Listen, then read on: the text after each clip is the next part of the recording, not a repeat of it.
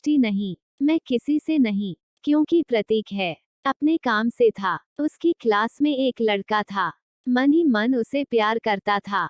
लड़का अक्सर उसके छोटे मोटे काम कर दिया करता था।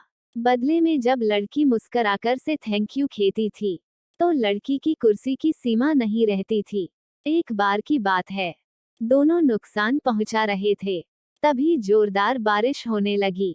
दोनों ने एक पेड़ के नीचे, शायद बहुत छोटा था, पूर्ण छन छन कर उसे चाह रहे थे। ऐसे में बारिश से बचने के लिए दोनों एक दूसरे के बेहद करीब आ गए। लड़की को इतने करीब पाकर लड़का अपने जज्बात पर काबू न कर सका। उसने लड़की को प्रपोज कर दिया। लड़की भी मन ही मन चाहती थी उसे, इसलिए वो भी राजी हो गई। और इस तरह दोनों का प्यार परवान चढ़ने लगा। एक बार की बात करके पेड़ के नीचे लड़के का इंतजार कर रहे थे। क्या का पाठ है, उसे देखकर लड़की ने के, तुम तो देर से क्यों नहीं मिली, तो जान ही निकल गई थी। यह सुनकर लड़का बोला, जाने मन मैं तुमसे दूर कहा गया था बेटा, तुम्हारे दिल में रहता हूँ, तुम्हें यकीन न हो तो अपनी दिल से पूछ लो। लड़के की प्यारी सी बात को सुनकर फिर की अपना सारा गुस्सा खुल गई। दौड़कर लड़के से लिपट गई। एक इन दोनों से पेड़ के नीचे बैठे बातें कर रहे थे। पेड़ के सहारे बैठी थी और लड़का उसकी कोटेश्वर रखकर लेटा हुआ था।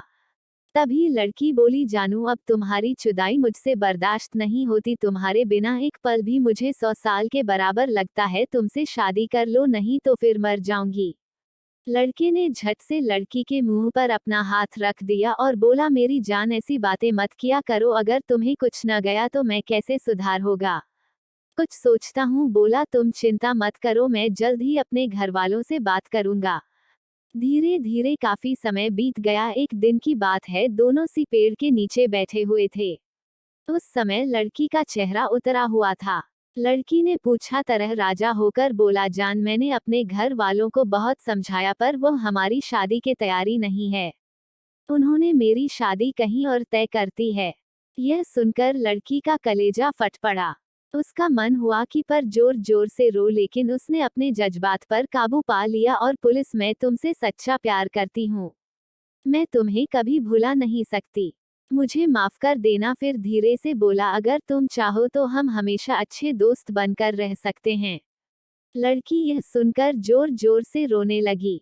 लड़के ने उसे समझाया, दोनों रोते रोते अपने अपने घर चले गए। देखते ही देखते लड़के की शादी कठिन आया। लड़के को यकीन था कि उसकी शादी में उसकी तो जरूर आएगी, पर ऐसा हुआ नहीं। हम लड़की का भेजा हुआ एक गिफ्ट पैक। लड़के ने कांपते हाथों से उसे खोला और उसे देखते ही बेहोश हो गया। जिन पैकिंग और कुछ नहीं, खून से लथपथ लड़की का तेल रखा हुआ था और साथ में थी इच्छुक थी जिसमें लिखा हुआ था, पाकर अपने तो ले जाओ, पर की पत्नी को क्या देगा। दोस्तों, किसी के लिए वहां पर टाइम पास होती है और किसी के लिए जिंदगी से है। अगर किसी से मोहब्बत करना तो उसे ताउम्र निभाना भी, बिना क्या पता आपको हाल भी ऐसा ही हो जाए। तो उस दिन के बाद नहीं चल सका, वहीं सका उसकी सारी जिंदगी प्रस्तावित, और अफसोस नहीं घुट घुट कर सकती है। अगर आपको स्टोरी पसंद आए तो स्लाइस रखें और इसे अपने दोस्तों से शेयर कीजिए। अगर आपको हमारा चैनल पसंद आए तो उसे सब्सक्राइब कर लीजिए।